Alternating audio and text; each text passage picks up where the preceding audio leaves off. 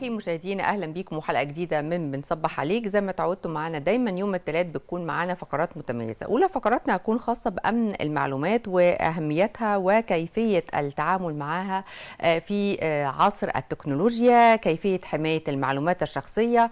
كل ده هنناقشه من خلال لقائنا مع المهندس زياد عبد التواب، مقرر لجنة الثقافة الرقمية بالمجلس الأعلى للثقافة وخبير أمن المعلومات والتحول الرقمي.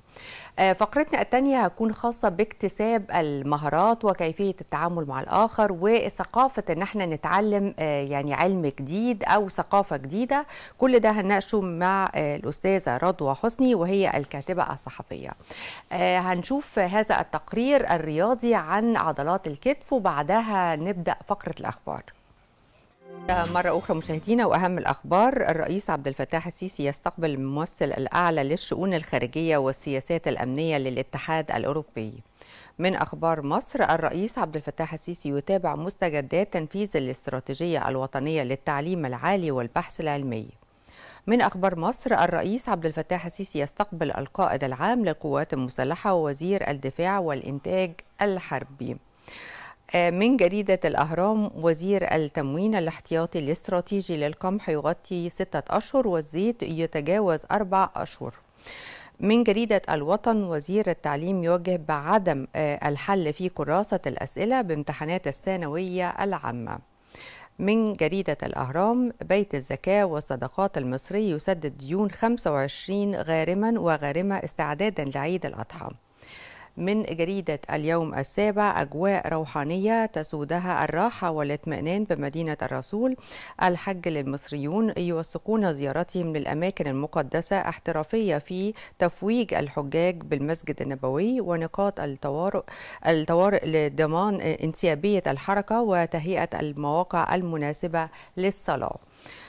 من جريدة الوفد: أسعار الذهب تنخفض للمرة الثالثة وعيار 21 يسجل 2200 جنيه للجرام. سجلت أسعار الذهب أمس تراجعا للمرة الثالثة في مستهل تعاملات الأسبوع، وذلك على خلفية تراجع كبير في الطلب على الذهب وزيادة المعروض من العائدين من الخارج. وسجل جرام الذهب عياره 21 وهو الأكثر مبيعا في 2200 جنيه. أسعار الذهب أمس في مصر: عيار 24 يسجل 2514 جنيها، عيار 21 يسجل 2200 جنيه، عيار 18 يسجل 1886 جنيها. الجنيه الذهب 17600 جنيه. آخر أخبارها هتكون الأرصاد: انخفاض بدرجات الحرارة ونشاط رياح وفرص للأمطار، والعظمى بالقاهرة 32 درجة. تتوقع هيئة الأرصاد الجوية أن يشهد اليوم الثلاثاء انخفاضا طفيفا في درجات الحرارة على كافة الأنحاء، ليسود طقس معتدل الحرارة في الصباح الباكر على كافة الأنحاء. وبالنسبة لدرجات الحرارة المتوقعة اليوم: القاهرة العظمى 32 درجة والصغرى 21 درجة، الإسكندرية العظمى 27 درجة والصغرى 20 درجة، مطروح العظمى 26 درجة والصغرى 20 درجة، سوهاج العظمى 37 درجة والصغرى 26 درجة، وقنا العظمى 37 درجة والصغرى 27 درجة، أسوان العظمى 39 درجة والصغرى 29 درجة. دي كانت أهم الأخبار. هنلتقي بعد هذا الفاصل وهيكون عندنا حوار مهم جدا عن أمن المعلومات وأهمية أمن المعلومات في ظل عصر التكنولوجيا. لقاء مع المهندس زياد عبد التواب، مقرر لجنة الثقافة الرقمية بالمجلس الأعلى للثقافة وخبير أمن المعلومات والتحول الرقمي، بعد الفاصل. مرة أخرى مشاهدينا، وفقرتنا الحالية خاصة بأمن المعلومات وكيفية التوعية بالتعامل مع أمن المعلومات في ظل التطور وعصر التكنولوجيا. هيكون عندنا هذا اللقاء مع المهندس زياد عبد التواب، مقرر لجنة الثقافة الرقمية بالمجلس الأعلى للثقافة وخبير أمن المعلومات والتحول الرقمي. صباح الخير باشمهندس، منورنا ومشرفنا. اهلا فندم، صباح النور. الحقيقة يعني موضوع أمن المعلومات ده موضوع مهم جدا. مهم جدا كيفية التعامل مع المعلومات بشكل عام. الشيء الأهم التوعية. يعني ايه اللي مهم قوي انه المشاهد يعرفه النهارده من خلال فقرتنا ازاي يتعامل مع المعلومات، معلوماته هو الشخصية او اي بيانات او اي معلومات في ظل التكنولوجيا والتطور؟ طيب هو الاول احنا لازم نبقى متفقين ان العصر الرقمي ده مفيش حد يقدر يبقى قاعد بعيد عن الادوات التكنولوجيه المختلفه، لانها بقت موجوده في كل حاجه وداخله في كل مناحي الحياه.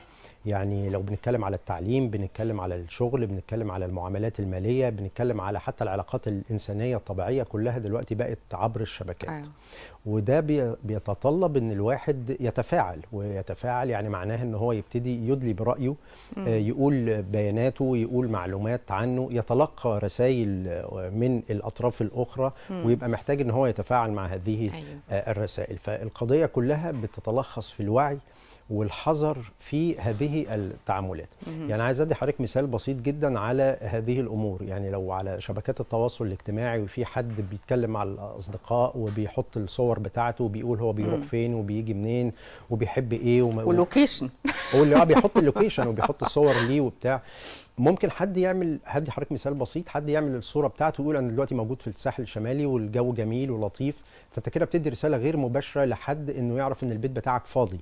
فممكن حد لو متتبعه، حد ممكن يروح ويعمل جريمه، يسرق البيت مثلا على سبيل المثال. حد يتكلم على مستواه الاجتماعي انه مرتفع، فده يبقى يخليه مطمع لحد. حد يتكلم على ارائه السياسيه او الدينيه او كده، فالناس تقدر انها تكون عنه صوره. كل دي تعتبر بيانات شخصية، كل دي تعتبر حاجات خاصة مش المفروض ان هو يقولها بالسهولة دي. طيب ايه اللي مسموح لأي متعامل مع الانترنت او السوشيال ميديا ان هو يضع المعلومات، لكن بشكل ان هو ما يتمش مثلا اختراق مثلا البروفايل يعني بتاعه، مثلا ان هو ما يلاقيش مثلا معلوماته الشخصية متداولة، ان هو يكون بيتعامل بحرص مع ناس وهم كلهم اغلبهم اصدقاء؟ يعني في حاجات تفاصيل بالنسبة للسوشيال ميديا تحديدا بتكون خطيرة وليها عواقب يعني صعبة جدا. تمام، هو لازم يكون عنده حد أدنى من المعرفة بأمن المعلومات وكيفية تأمين الحسابات اللي موجودة عنده. كويس. أول حاجة في الموضوع ده، وهي أبسط حاجة وهي اللي بيحصل منها، ممكن نقدر نقول 95% من الاختراقات بتحصل نتيجة ضعف كلمات السر. الباسورد. الباسورد دي مهمة جدا ان هي تكون معقدة، يعني حروف وارقام وحاجه اسمها انا هقول لك عن تجربتي، انا بزهق من موضوع الباسورد ده. لا دي اهم بزهق حاجة. جدا. لا دي اهم يعني حاجة. بحاول ان انا وبعدين بنسى. كتير جدا الواحد يستعمل باسورد وينساها. ايه اللي مهم قوي ان انا اركز فيه واحتفظ ازاي بالمعلومه بتاعه الباسورد، بحيث ان انا ما انساهاش، ان انا ما ضيعش الورقه، ان ما تقعش الورقه في ايد حد؟ يعني كل ده يعني اعتقد ان هو مهم. لا، هو وجود ورقه اصلا ده مشكله في حد ذاته. في حد ذاته يعني طبعا. لازم تكون في الذهن. لازم تكون في الذهن. اوكي. فهي الواحد ممكن يعمل لنفسه معادله كده في عمل كلمه السر. يعني مثلا انا اسمي زياد، عندي ولد اسمه محمد، عن مواليد سنه كذا، فممكن اعمل كومبينيشن ما بين الثلاث اربع حاجات ديت لكلمه السر. يعني مثلا اخد اول حرفين من اسمي، وبعدين مثلا رقم، وبعدين حرفين من اسم حد انا اعرفه، واخد رقم، وبعدين احط حرف يدل على التطبيق اللي انا داخل عليه. يعني لو الفيسبوك مثلا اخد الاف، لو تويتر اخد التي، بس انا ابقى عارف الترتيبه بتاعتها. انا بقول ليه الفيسبوك والتويتر وكده، لان انا مش لازم، او مش لازم، ما ينفعش ان انا اكرر كلمه السر في اكتر من تطبيق. وعاده الناس في المتوسط كلمه السر الواحده بيستعملها في 6 تطبيقات. صح. يعني عشان بيكسل ان هو يكسل وعشان ما ينساش وكده. فدي المشكله فين؟ ان انا لو اتضربت كلمه السر في تطبيق واحد منهم، خلاص انا كل حاجه بتحصل. والحاله الاصعب ان انا تبقى كلمه السر موحده على كل التطبيقات. يعني هي بتاعت الايميل، هي بتاعت الايميل، هي نفسها بتاعت السوشيال ميديا، هي نفسها بتاعت الحسابات البنكيه، هي نفسها بتاعت الايميل الشخصي. بتبقى مشكله كبيره. فكلمه السر لازم احط لها معادله كده تبقى في دماغي وابقى انا عارفها. دي نمره واحد. نمره اتنين، في دوريه لتغيير كلمه السر. ما ينفعش كل قد ايه بقى؟ يعني علشان لا نشق على الناس، اعتقد انها مثلا تبقى كل شهر مناسب جدا. كل شهر؟ طبعا. انا مش عايز اقول كل اسبوع يعني. ياه. وانا كل مره هعمل الكالكوليشنز والحسابات. لا، ما انا خلاص المعادله انا المعادله في دماغي، ممكن في الاخر ازود رقم 1 2 3، يبقى كل شهر مثلا يبقى شهر يناير يبقى 1، شهر فبراير يبقى حسب 2. الشهر. يعني اعمل لنفسي معادله كده يعني. كل واحد يقعد يجيب ورقه وقلم ويحط المعادله المناسبه، وبعد كده يعرف كلمه سر ويقطع الورقه دي وتبقى المعادله في دماغه وبيشتغل من اساسها. ويقوي ذاكرته يعني. ويقوي ذاكرته طبعا.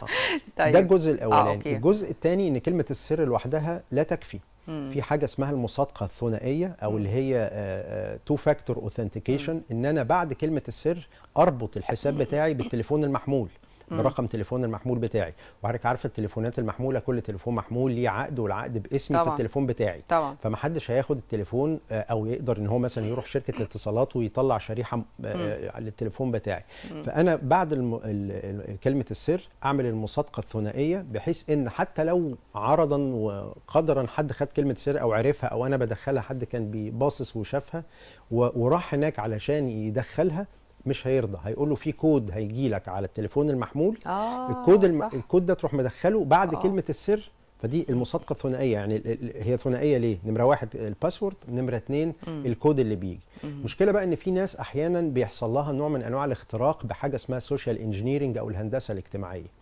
ان حد يجي يحاول بكلمه سر ويعرفها، وبعدين يروح باعت له يقول له انا هبعت لك انا من شركه حتى فيسبوك، او انا من بنك او بتاع، انا هبعت لك كود دلوقتي على التليفون المحمول مليهولي.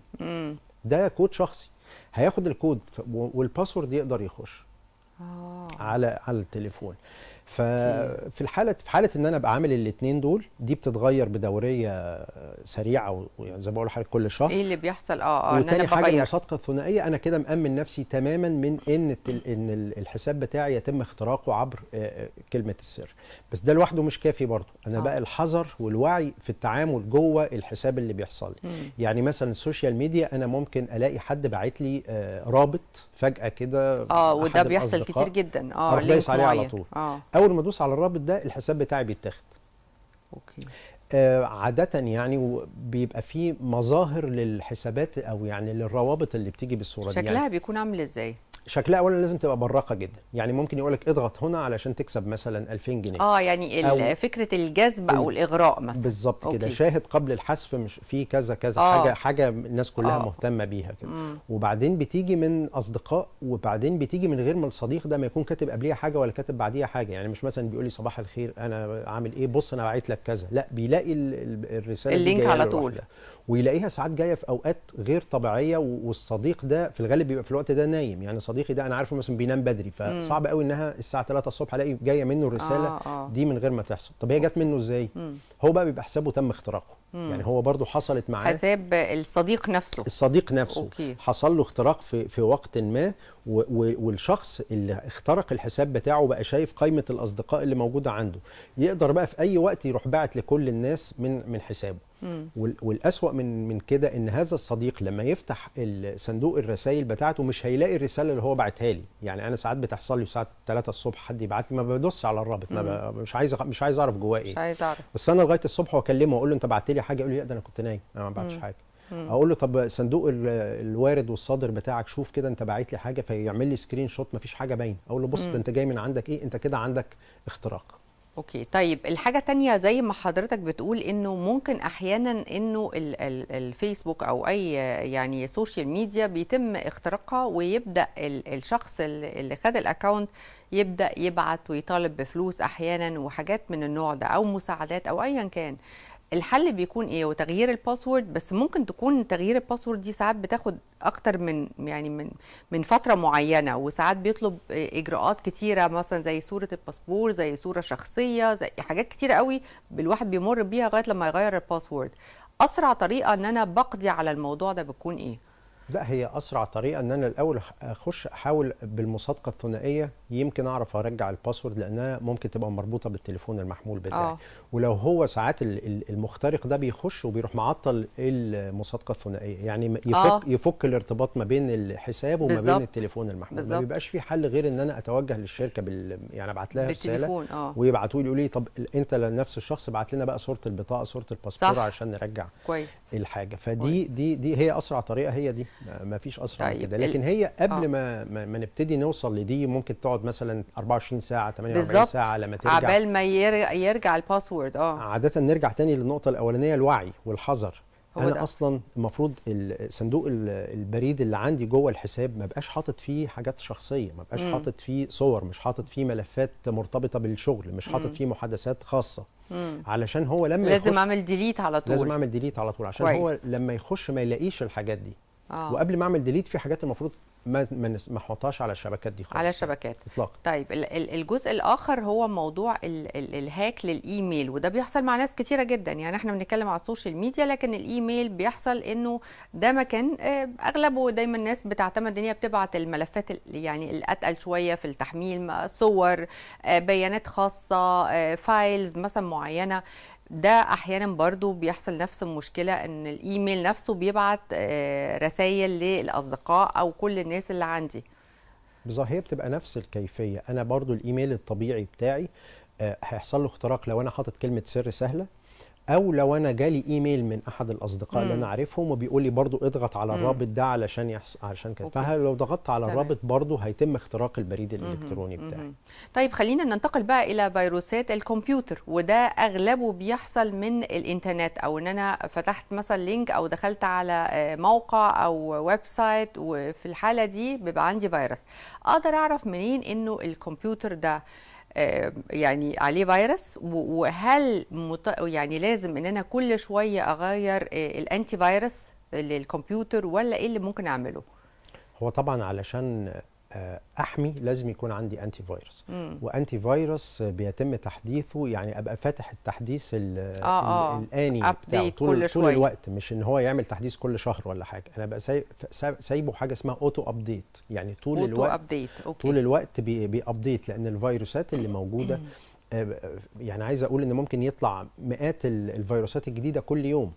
فالفيروس الجديد هو اللي هيبقى سهل جدا الاختراق من خلاله. فانا لازم اخلي الاوتو ابديت مفتوح على طول. لو انا قافل الاوتو ابديت وبعمله كل شهر ولا حاجه، خلال الشهر ده انا عرضه لفيروسات كتيره ان هي بكتشف ازاي ان انا عندي فيروس على الجهاز؟ هو على حسب البيهيفير او الاسلوب اللي الفيروس ده بيشتغل بيه. يعني ممكن في فيروسات تخش الاقيها بتفتح لي صفحات مش طبيعيه، فيروسات تانية تخليني ابعت رسائل ايميل للناس انا ما بعتهاش. صح. فيروسات تبوظ لي الملفات. يعني انا لو فاتح ملف مثلا شغل ولا حاجه، اجي اخش على الملف الاقيه مش تلاقي سيمبلز مش كتاب، الفايل مش شغال، او ان انا اجي افتح الفايل الاقيه بقى مكتوب عليه باسورد ويقولوا لي الفايل بقى مشفر. او احس ان الجهاز بقى تقيل، يعني صح. الجهاز بقى بطيء جدا. ولو تليفون محمول وحصل عليه فيروس برضو احس ان التليفون تقيل قوي، بقى الصفحات اللي فيه بتفتح ببطء والبطاريه بتسخن وبتخلص بسرعه. دي من الحاجات اللي بتحسسني ان في فيروس. كويس جدا. طيب الحاجات بقى اللي خاصه بالسوشيال ميديا وصوري ومعلوماتي الشخصيه، ايه المسموح ان انا يعني اتعامل بيه على السوشيال ميديا كفيسبوك مثلا، او تفاصيلي الشخصيه؟ لازم يكون عندي بروفايل على الاقل الملامح تكون واضحه، لكن ايه اللي المفروض ان انا اتجنبه تماما ما اعملش ده على السوشيال ميديا؟ لا يعني هو نخلي السؤال بالعكس، هو ايه اللي انا المفروض احطه على السوشيال ميديا؟ انا احط الحد الادنى خالص، اقل حاجه ممكنه احطها. يعني يكفي الناس تبقى شايفه صورتي وعارفين اسمي وعارفين انا بشتغل فين وخلاص. مش محتاج ان انا ابقى عارفين كل تاريخ حياتي والمدرسه الابتدائيه بتاعتي كانت ايه كل القصص دي، مين قرايبي، لان هو حتى بيحاول يرسم خريطه مين ابن عمي ومين مش عارف ابوي. يعني مش لازم ان انا ارسم لهم الخريطه دي واتبرع بان انا احطها على السوشيال ميديا. لا ملهاش لازمه. المشكله انه السوشيال ميديا بتلعب على حاجه في الانسان، ان هو الحب الظهور وحب الاستعراض. فهو ده اللي بيغري الناس ان هي تبقى كل ما تعمل اي ايفنت او تعمل اي نشاط ولو بسيط تصوره علشان تاخد عليه علامات اعجاب وتحس ان هي لطيفه وكده. عايز اقول لحضرتك يوصل لغايه ان حد عنده مثلا بيتغدى في مكان ولا بتاع، فيقعد يصور المكان ويصور الاكل قبل ما ياكله ويحطها على السوشيال ميديا والناس تقول له الف هنا. يعني كل الحاجات دي ملهاش لازمه، بيتعايش مع الشخص زياده عن اللزوم. بالظبط كده. وده مش مطلوب بالحقيقه. لا مش مطلوب. طيب بالنسبه للتعامل بقى كبيانات، حد طلب مني مثلا ودي بتحصل من خلال طبعا التعاملات البنوك، يقول لك لا ما تبعتش اي بيانات شخصيه للبنوك. طيب المهم ان انا اتعامل مثلا بحذر جدا في معلوماتي البنكيه، وايه اللي المفروض ان انا اتجنبه تماما؟ طبعا كل المعلومات الشخصيه لا، يعني لازم اكون متاكد ان ده البنك، او يفضل ان انا اتوجه للبنك.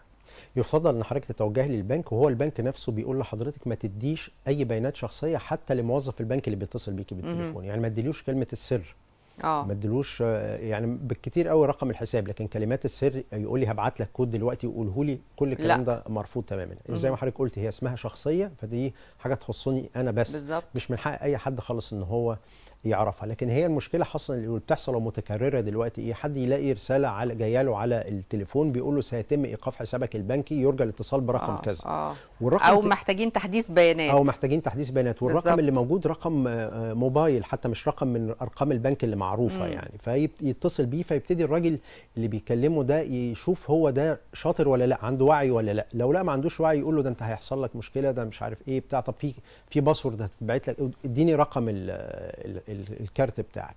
على ظهر الكارت في رقم كده صغير ايه 3 ارقام اديهولي. كده بالرقمين دول يقدر الراجل ده يروح ويشتري من على الانترنت بسهوله. بعد كده ممكن يقول له طب بص انا هبعت لك كود دلوقتي قوله لي، ياخد الكود الثاني، خلاص هو مش محتاج الكارت في حاجه، وممكن يخلي الرصيد بتاعه صفر. ولو هو كريدت كارد ممكن يشتري حاجاته ويحمل الكريدت بتاع الراجل ده. فالبنوك نفسها عامله حمله للتوعيه بالمخاطر بتاعه الافصاح عن البيانات الشخصيه. نتيجه انه في الاخر الناس بتروح البنك يقول انا ما قلتش، هيقولوا لا انت قلت، انت بس انت ما قلتش للبنك، انت قلت لواحد تاني قدر يستدرجك وياخد منك هذه البيانات الشخصيه. صحيح. زي مثلا الترانسفير من اكونت لاكونت، ايه اللي مهم ان انا اتعامل فيه او بيه في العمليات اللي هي المعقده من خلال الانترنت؟ بستسهل ان انا بدل ما اروح البنك واعمل ده، فكل حاجه متاحه على الانترنت. لا هي برضو لازم يبقى فيها على الاقل نوع من انواع التواصل الانساني. يعني انا لو بنقل من حسابي لحساب حد تاني لازم يعني اكلم الشخص التاني حسابك ايه، طب يبعت لي صوره رقم الحساب، يعني بحيث ابقى عارف بدل ما ابعت لحاجه حد غلط او حد ان هو يقول لي انا فلان هو اللي عايز. برضو دي كلها من الألاعيب بتاعه السوشيال انجينيرنج، اللي هو حد ينتحل شخصية حد. وكمان لو عايزين نتكلم على الذكاء الاصطناعي كمان ودخوله في الموضوع ده، انا بالذكاء الاصطناعي ممكن حد ياخد صوتي ويتصل بحضرتك بالتليفون ويقول لحضرتك انا واقف في المكان الفلاني وابعتي لي كذا، فانت تعتقدي ان انا نفس الشخص فتبعتي لي الحاجه دي. مشكله كبيره، دي مشكله كبيره جدا. طيب طبعا. لو هنتكلم عن التوعيه والشباب، طبعا بيكون متخرج لسه، قله خبره، بيستعمل الكريدت بشكل تلقائي جدا، السوشيال ميديا بشكل تلقائي، ويعني بحسن نيه. اللي حضرتك بتحذر كل شخص النهارده من خلال تواجدك معانا في فقرتنا، بتقول لهم ايه النهارده؟ اقول له ما تصدقش اي حاجه موجوده على السوشيال ميديا، وما تصدقش اي حد بيبعت لك او بيكلمك. ما تعتقد يعني لو بتكلم واحد ممكن ما يطلعش واحد، لو طفل صغير بيكلم طفل تاني صديقه على السوشيال ميديا وما شافوش قبل كده، وخصوصا ده بيحصل كتير حتى في الالعاب الالكترونيه. دي مشكله كبيره. ما تصدقش لان ده ممكن يكون واحد كبير وممكن يبتدي معاك يكلمك في اللعبه، وبعدين يبتدي يسالك على اسئله شخصيه عن البيت او كده، او يقول لك ابعت لي صورتك او حاجه، وبعدين ممكن يوصل معاه بعد كده لمرحله الابتزاز الالكتروني، ان هو يبتدي يقول له انا هقول لاهلك على كذا ولا بتاع، ابعت لي فلوس وحولها لي على المحفظه الالكترونيه بتاعتي وكده. فهي القضيه كلها قضيه حذر وقضيه عدم تصديق لاي حاجه بتتشاف الا لما يكون في تحقق يعني على المستوى الانساني الطبيعي. طيب امتى يعني اقدر اقول ان انا بقي نفسي من عمليه ان انا اقع في فخ الابتزاز، او ان انا يتم هاك للموبايل او الاكونت بتاعي؟ ايه المهم ان انا اخده كاسلوب حياه ومنهج؟ اسلوب حياه ومنهج زي ما بقول لحضرتك، اتباع الخطوات الفنيه لتامين الحسابات، والوعي بايه الحاجه اللي انا اقولها واحطها على شبكات التواصل الاجتماعي. بالزبط. وفي حاجات حتى لو جات لي عبر الشبكات دي وهي حاجات ما خاصه افتحهاش، لا في حاجات ما افتحهاش اللي هي زي الحاجات اللي هو واحد عايز يستدرجني علشان يعمل هاكينج. لكن في حاجات تانية انا حد بيبعت لي حاجه خاصه وهي بتاعتي فعلا، او وثيقه مهمه او حاجه، بعد ما اخد الوثيقه دي اخدها واحطها على وسيط غير مرتبط بشبكه الانترنت. يعني اخد الحاجه دي واحطها على فلاشه، واحط الفلاشه عندي في درج واقفل الدرج بالمفتاح وامسحها من على الشبكات. يعني ما اسيبش الهيستوري بتاعي التاريخي كله، ما اسيبوش واقول انا مخزنه على السوشيال ميديا، على الميديا للتليفون على مثلا. التليفون، ما اقولش انا مخزنه على التليفون وابقى ارجع له، لا انا كل وقت لازم اخد نسخ احتياطيه باك اب منه. الباك اب ده اساسا الباك اب مهم، الباك اب ده مهم جدا. مهم ان انا اخده، حتى ما يمكن التليفون يعطل، ممكن يبوظ، يبقى كده بياناتي راحت، او التليفون بتاعي باظ ومحتاج ان انا اروح اصلحه، فهوديه المكان ربما مكان ممكن غير ياخد كل البيانات بعد او ما المعلومات يصلحه اللي عليه. هياخد البيانات اللي موجوده عليه. فانا في جميع الاحوال الحاجه المهمه اللي جات لي من خلال هذه الشبكات اخدها على وسيط غير مرتبط بشبكه الانترنت وامسحها من شبكه من على التليفونات ومن على كل الوسائط. وحضرتك بتتكلم على موضوع ان انا هصلح تليفوني او كده، كتير جدا يقول لك لا انا حتى لو انا تليفوني قديم مش هبيعه لاني اخاف ان حد يستغل المعلومات اللي عليه او الصور اللي عليه، رغم انه ممكن يكون الشخص مدلت كل المعلومات، لكن بيقولك ان في اسلوب او طريقه ان هم ممكن يسترجعوا المعلومات كلها اللي على التليفون. هل ده وارد؟ ده وارد يعني في ادوات فنيه بتسمح ان الواحد لو بعد ما يمسح الحاجه حد تاني يسترجعها. في خلال قد ايه بقى؟ لا، يسترجعها في اي وقت. اي وقت. انا لو مسحتها النهارده وسبت التليفون بعد 10 سنين ممكن حد يسترجعها، مفيش اي مشكله، ما هي مش مشكله وقت، بس هي ليها حل. هو التليفون عباره عن ايه؟ عباره عن وسيط ماجنتيك بتتسجل عليه البيانات، ولما تتمسح البيانات ديت اي حد يقدر يسترجعها. لكن لو انا جبت اي بيانات تانية وحطيتها ومسحتها، لما يجي حد يسترجع هيسترجع اخر حاجه اخر ممسوحه، واحده، اخر حاجه مش اللي قبليها.